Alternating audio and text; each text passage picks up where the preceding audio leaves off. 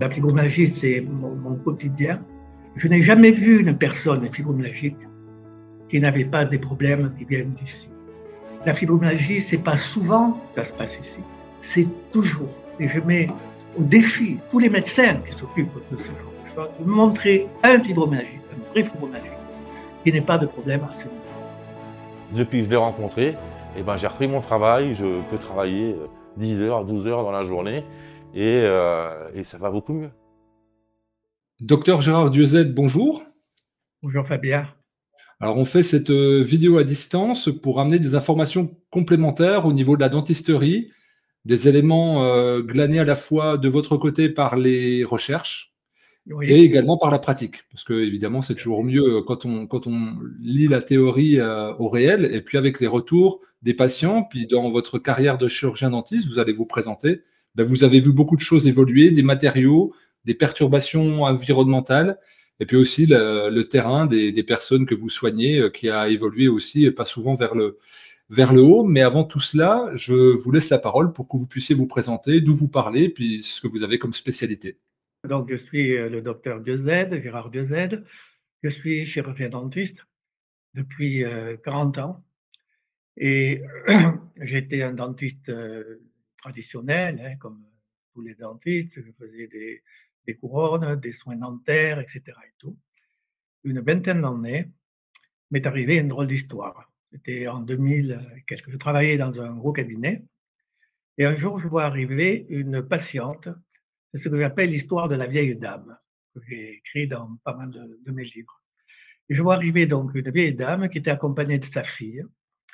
Cette vieille dame, elle avait 2 béquilles et elle marchait avec les béquilles. Et elle était envoyée par un service hospitalier. Pourquoi? Parce qu'elle avait un appareil dans la bouche, vous savez, ces appareils qui s'enlèvent, qui l'a blessée. Voilà, elle avait des blessures au niveau de la gencive à cause de cet appareil.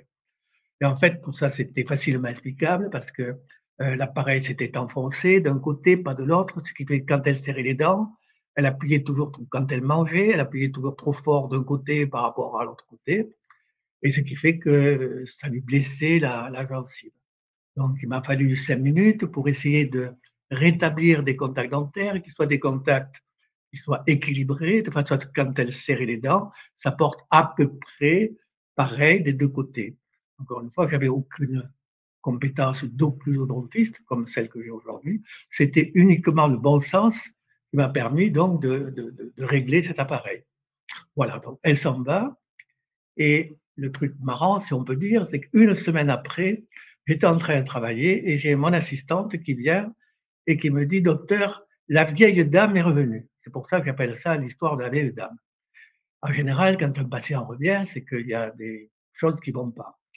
Donc, je laisse le patient avec qui j'étais sur le fauteuil, je vais à la salle d'attente et je trouve cette vieille dame qui me fait un sourire jusqu'aux oreilles, qui se lève et qui avait un sac à la main. Et de ce sac, elle sort une bouteille de champagne pour me remercier. Alors, je me dis, mais me remercier de quoi? J'ai rien fait. Elle me dit, si, si. Elle me raconte son histoire. C'est-à-dire, quand elle était redescendue la semaine précédente pour aller à la voiture où sa fille avait laissé en bas du cabinet, voilà, elle s'est sentie tellement différente qu'elle a donné les 2 béquilles à sa fille et qu'elle est rentrée à pied. Voilà, ça c'est une histoire vraie. Et c'est cette histoire, si vous voulez, qui a été le facteur déclenchant entre le dentiste que j'étais avant et celui que je suis devenu après. Parce que j'ai une nature très, très, très curieuse et j'ai voulu absolument comprendre comment c'était possible que rien qu'en retouchant l'occlusion au niveau d'un appareil, comment ça pouvait amener des améliorations de santé aussi spectaculaires, parce que c'était vraiment à marcher sur la tête. Voilà.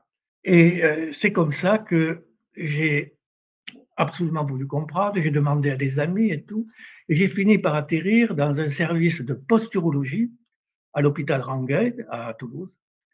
Et dans ce service que j'ai fréquenté peut-être pendant 2 ans, j'allais tous les jeudis et je voyais des choses qui étaient complètement extravagantes. Voilà. Et à partir de là, j'ai pris la décision, je me suis passionné pour ça, et j'ai pris la décision de passer un diplôme universitaire de posturologie. C'est un diplôme interuniversitaire qui se passait à Paris, à Marseille, à Rennes et à Toulouse.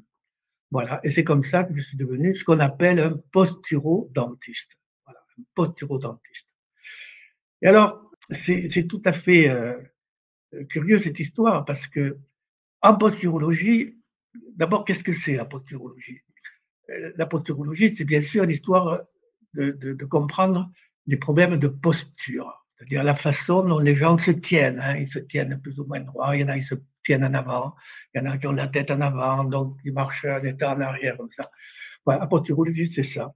Mais pour parler plus simplement, pour que tout le monde me comprenne, un posturologue, en fait, c'est un chasseur de tension. Un chasseur de tension. C'est-à-dire qu'il doit les reconnaître, les mettre en évidence, voilà, et après comprendre leur origine. Voilà. Et moi, je suis rentré dans tout ça avec beaucoup d'intérêt, beaucoup de passion. Et par la suite, le destin est quelque chose de curieux. Il y a eu un autre événement qui est arrivé, justement pendant que je préparais ce diplôme de posturologie, c'est que je vois arriver un patient qui avait perdu une couronne. Et donc, il venait pour que je lui recolle la couronne. Donc, eh bien, je lui colle la couronne, etc. Et tout, il s'en va. 2 jours après, ce patient m'appelle et me dit, écoutez, docteur, depuis que vous m'avez remis la couronne, j'avais des problèmes de santé qui avaient disparu quand vous l'avez enlevé, et depuis que vous l'avez remis, j'ai de nouveau des problèmes de santé. Voilà, des problèmes de santé qui sont des maux de tête, des douleurs cervicales, des sensations d'ébriété, des petits vertiges. Et donc, il me demande, il me dit, est-ce que vous pouvez me la renlever? Alors, je refuse de la enlever parce que je pensais que c'était l'occlusion dentaire. Il avait un petit problème, je vérifie tout ça, tout allait bien. 2 jours après, il me rappelle, il me dit, écoutez, je vous en supplie, enlevez-moi cette couronne. Je lui enlève cette couronne. Et 2 jours après, il m'appelle, écoutez, les problèmes que j'avais ont disparu. Voilà.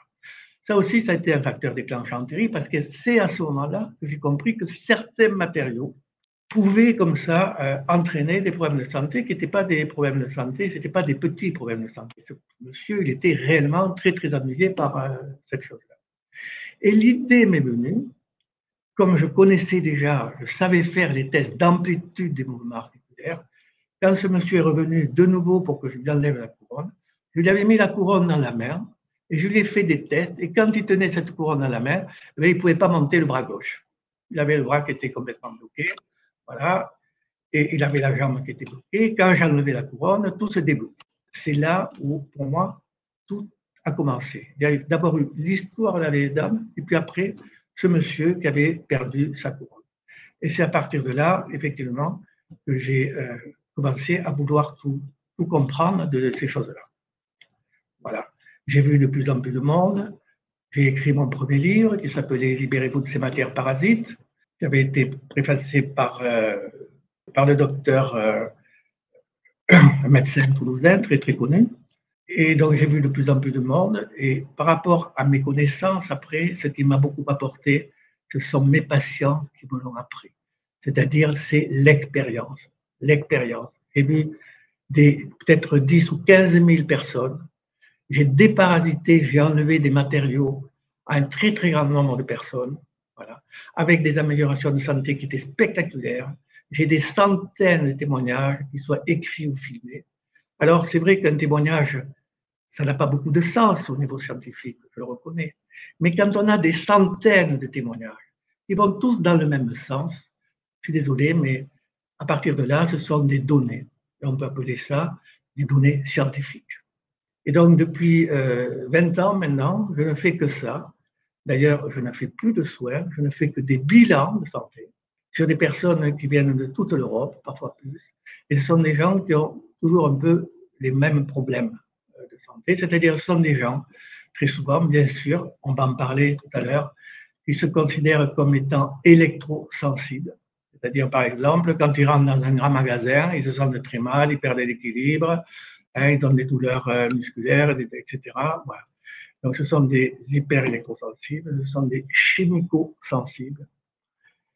Et ce sont des gens toujours qui présentent des troubles musculo-squelettiques, c'est-à-dire cervicalgie, lombalgie, maux de tête, douleurs articulaires, douleurs musculaires.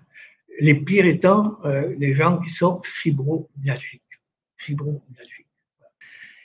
Et alors, ce qui m'a toujours étonné là-dessus aussi, c'est quand on regarde sur Internet, sur Google, cause de la fibromyalgie. Jamais ils vont vous parler des mitochondries, de ci, de ça. Jamais il n'y a un mot sur ce qui se passe ici. Quand vous cherchez cause des troubles musculo-squelettiques, jamais il n'y a un mot sur ce qui se passe ici, alors que c'est toujours ici que ça se passe. Et donc, je m'étonne aujourd'hui énormément de cette ignorance. Comment c'est possible que le monde médical n'ait pas compris ce que j'essaye d'expliquer depuis plus de 20 ans, quasiment? Comment cela est-il possible? C'est vraiment, c'est quelque chose de terrible pour moi. On ne sait pas comment il faut le dire. J'ai écrit plein de livres. Libérez-vous de ces matières parasites. Après, j'ai écrit un livre qui s'appelle Les maladies des ondes, un livre qui a été préfacé par le professeur Dominique Bellepomme. S'il avait l'impression que j'étais un charlatan, il n'aurait pas associé son nom au mien en faisant une préface. Ce livre est également postfacé par le professeur Henri Joyeux. Pareil, il n'aurait pas associé son nom au mien s'il avait pensé une seconde que ce que je disais était imbécile. Joyeux a parfaitement compris ce que je fais, parfaitement. J'ai écrit un livre aussi qui s'appelle « Et si ça venait des dents ». C'est un livre qui a été préfacé par le professeur Marc-Henri. Le professeur Marc-Henri, c'est une énorme pointure de la médecine énergétique, professeur Marc-Henri. J'ai écrit un livre qui s'appelle « Et si ça venait des ondes ». Ce livre il a été préfacé par le docteur René Olivier, qui était l'assistant du professeur Montané. J'ai fait des conférences avec le professeur Montané. Voilà. Lui et moi. Voilà. Donc, j'ai du mal à comprendre, vraiment, ce moulin à vent, comme disait l'autre, qui fait que les autorités médicales ne peuvent pas comprendre ces choses-là et refusent d'ouvrir les yeux sur quelque chose, encore une fois, qu'un enfant de 5 ans qui vient assister à mes consultations va comprendre immédiatement. Ce n'est pas la peine de faire des recherches en double aveugle, etc. et tout, des choses qui sont tellement basiques. Je ne sais pas, c'est un peu comme si, quand, comment il s'appelle, quand il a reçu sa pomme sur la tête, on n'avait pas encore inventé les lois de la gravité pour démontrer que c'était possible qu'une pomme vous tombe sur la tête, c'est la même chose. On le savait avant d'avoir découvert les forces de gravité. Voilà. Alors qu'il faille faire des recherches sur ce que je fais, des recherches dans nos référentiels scientifiques, c'est la chose que je souhaite le plus. Il y a un phénomène, c'est celui que je décris, c'est celui que je fais tous les jours, c'est celui qui, quand on le règle, amène à des améliorations spectaculaires. J'ai passé 2 ans à souffrir sans qu'aucun médecin ni un centre hospitalier puisse me soulager de cette douleur. Et en venant ici, en 20 minutes, on a enlevé ces douleurs qui étaient pour moi voilà, insupportables. Alors après, c'est vrai que ce serait bon d'essayer de comprendre scientifiquement, dans nos référentiels scientifiques, exactement qu'est-ce qui se passe. Malheureusement, j'ai vraiment l'impression que la recherche médicale n'a pas fait ce qu'on appelle la révolution épistémologique de la physique des ondes. On a l'impression qu'il présente une véritable muraille de Chine à toutes ces informations qui pourtant viennent de quelque chose d'un peu plus scientifique, c'est-à-dire de la physique. Hein. Et vraiment, c'est très difficile pour eux. Et je comprends que ce soit difficile parce que ça sort complètement de notre culture scientifique, de nos référentiels. Comment peut-on imaginer qu'un problème occlusal, quand vous serrez les dents, il suffit de quelques microns de plus d'un côté. Ça, c'est pas moi qui l'ai trouvé d'ailleurs. Le problème occlusal, c'est connu, il y a quelques chirurgiens dentistes en France qui ont compris ce qui se passait. Mais le monde médical, non. Comment est-il possible qu'un rhumatologue, un médecin rhumatologue, dont c'est le cœur de métier de s'occuper des problèmes posturaux, du mal de dos, etc., comment est-il possible qu'il ne fasse jamais ouvrir la bouche et qu'il n'essaye pas de savoir si vous avez un problème de cette nature? Non, mais c'est taper la tête contre les murs. Comment c'est possible? Que ce soit les rhumatologues ou même les neurologues. Comment c'est possible? dans quel monde on vit? Comment il faut leur expliquer? Comment il faut le dire? Hein, j'ai écrit 6 livres pour essayer d'expliquer tout ça. J'ai fait des conférences dans le monde entier, hein, que ce soit de l'île de Maurice, en passant par le Portugal, par l'Espagne, par la Belgique, partout. Comment on peut expliquer ces choses-là? Et on a l'impression que, curieusement, que le public, justement, comme le monde médical se tait là-dessus, on a l'impression que pour le public, du moment que les médecins n'en parlent pas, ça ne peut pas exister. Voilà, parce que parole de médecin égale parole d'évangile. Et donc, les gens, ils ne peuvent pas. Quand vous expliquez à quelqu'un que le tennis elbow qu'ils ont, par exemple, au niveau d'un bras, hein, les douleurs au niveau d'un bras, les douleurs au niveau des épaules, etc., et tout, que ça vient de l'occlusion dentaire ou des intolérances électromagnétiques en bouche, comment est-ce possible? Alors, je vais raconter une autre anecdote parce qu'elle est amusante. J'ai un de mes derniers livres, il s'appelait « Et si ça venait des ondes ?» Et un jour, il y a un site, vous savez, sur Facebook, un site qui s'appelle Dentistes de France. C'est un site où il y a beaucoup de dentistes, je crois qu'il y avait 1000 personnes. Et j'avais mis la photo uniquement de ce livre « Et si ça venait des ondes ?» sur le site Facebook. Vous voyez, voilà. J'ai reçu une avalanche d'insultes. C'était tellement incroyable que j'ai même fait un copier-coller de la page de mon ordinateur, tellement que j'ai trouvé que c'était extraordinaire. D'être en face d'une telle ignorance, hein, de la part de mes confrères en plus, et qu'ils le manifestent avec cette agressivité complètement. Vous voyez, tout ça, c'est très amusant. Voilà.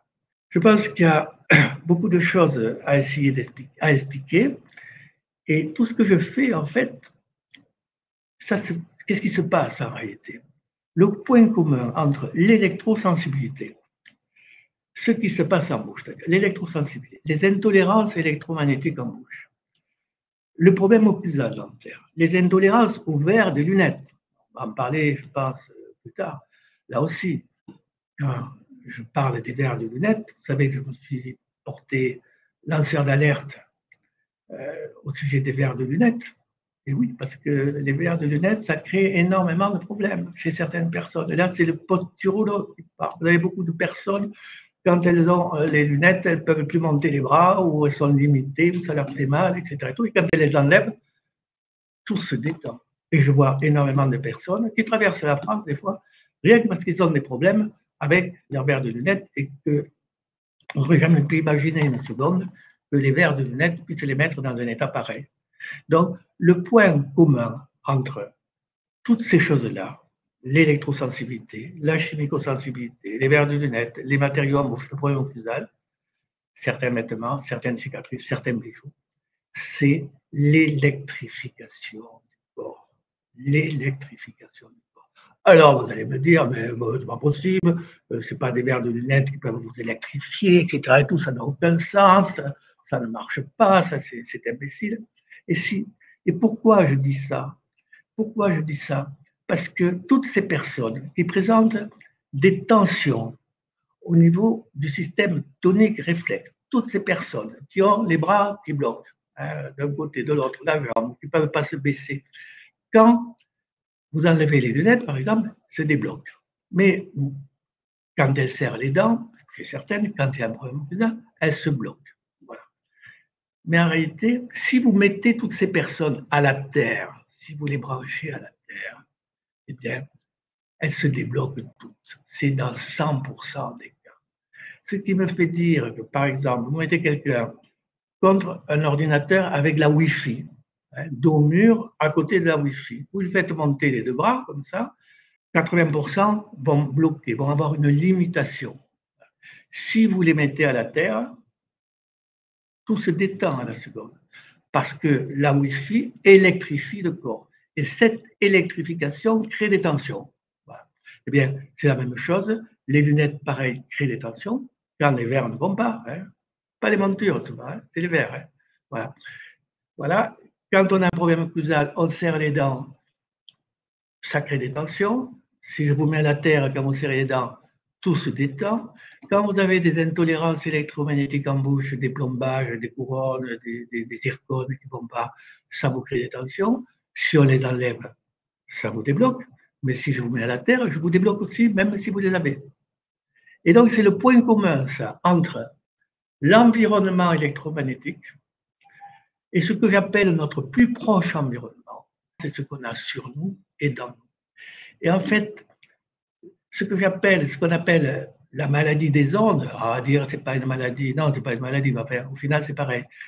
Ce qu'on peut appeler la maladie des ondes, en fait, c'est un réseau de causalité, c'est-à-dire c'est l'environnement électromagnétique, plus ce que j'appelle les facteurs de susceptibilité, c'est-à-dire ceux que vous avez dans la bouche, vos lunettes, vos cicatrices, vos bijoux, la teinture des cheveux, etc., etc., etc., ou le problème occlusal, etc. Voilà ce que je peux vous dire. Et tout ça, encore une fois, c'est une certitude absolue parce que le corps ne ment pas et le corps nous le montre. Et plus les gens sont hyper électrosensibles, plus c'est spectaculaire. Je me suis aperçu qu'effectivement, je pouvais présenter une incompatibilité à l'or et à l'argent. Mais étant sportif de haut niveau, donc ayant une connaissance de mon corps quand même assez poussée, j'arrivais à sentir des différences entre les tests qui me faisaient passer quand je portais ma chaîne en or, par exemple, et quand je l'enlevais. Tant que je portais, voilà, j'étais en contact avec ma chaîne en or, tant que je la portais, je l'avais sur moi dans la poche autour du cou, je perdais en amplitude, j'avais moins de force. Donc amplitude et force sont quand même des éléments importants dans la vie de tous les jours, certes, mais dans la performance sportive également. J'ai fait l'an dernier une formation, j'appartiens donc à l'association Zone Blanche, je fais partie du comité scientifique, et l'an dernier, Zone Blanche avait organisé une formation pour les hyperélectrosensibles qu'on a fait dans un magnifique gîte qui était du côté de Port-Calquier là-bas et qui s'appelait La Chapelle, je crois que c'est La Chapelle. Il y avait 32 hyperélectrosensibles. Ce qu'on a vu, c'est spectaculaire. C'est-à-dire que, je reviens toujours à ça, je n'ai jamais vu un électrosensible, et j'en vois tous les jours, jamais, qui n'avait pas des facteurs de susceptibilité. Jamais. Je n'ai jamais vu un électrosensible qui aurait fait ce que je lui dis qu'il fallait faire, enlever ci, etc. et tout, voilà, et qui n'aurait pas été considérablement mieux dans sa vie. Jamais, jamais et jamais. Alors là aussi, je m'étonne un peu, toujours, même parfois de la part des associations d'électrosensibles, que toutes ces choses-là ne soient pas mises davantage en avant, c'est vrai. C'est fascinant, et là vous pointez plusieurs problèmes. Moi j'aimerais revenir sur un mot que vous avez utilisé 2 fois et qui est peut-être un élément de réponse, c'est le mot curiosité. Et donc peut-être que de la part des autorités médicales, il y a un déficit de curiosité, d'aller chercher dans vos livres, dans vos conférences, dans les séminaires auxquels vous participez, des informations qui permettraient d'être au service des patients. Parce que là, ce que vous racontez, c'est les patients qui vous ont amené à devenir curieux, à sortir de votre zone de confort, à aller en service de traumatologie, à passer un diplôme universitaire. Alors, vous avez évoqué les matériaux. J'aimerais qu'on prenne un temps pour revenir sur ces matériaux. Vous avez beaucoup étudié leur influence de ces matériaux au niveau des dents, mais aussi de la santé globale, parce que on comprend bien qu'il y a une volonté d'aller soigner le patient et non pas son symptôme. Alors, quels sont, selon vous, les risques méconnus qui sont liés aux implants et aux amalgames dentaires? Ça, c'est ma première question. Et une deuxième qui suit logiquement, c'est comment un mauvais choix de matériaux peut-il affecter la posture et venir déclencher des troubles chroniques? Pour l'amalgame, c'est facile. L'amalgame, c'est un mélange de mercure, de poudre d'argent et d'un peu de zinc. Voilà. L'amalgame, c'est même pas la peine de se poser la question. L'amalgame, ça ne va jamais. Jamais. Mais attention, je parle de l'amalgame, parce que beaucoup de gens, ils confondent tout. Ils appellent un composite un amalgame, etc. Et tout. Non, l'amalgame, c'est noir. Voilà, c'est tout noir. Ça contient du mercure. Donc déjà, à ce niveau-là, c'est toxique, parce que ça contient du mercure. Voilà. Et deuxièmement, le signal électromagnétique de l'amalgame est catastrophique chez tout le monde. C'est-à-dire que les amalgames, ce n'est même pas la peine de les tester. J'en ai à mon cabinet, c'est uniquement pour montrer à mes patients que si je leur fais regarder un amalgame, même à 1 mètre, il se passe des choses.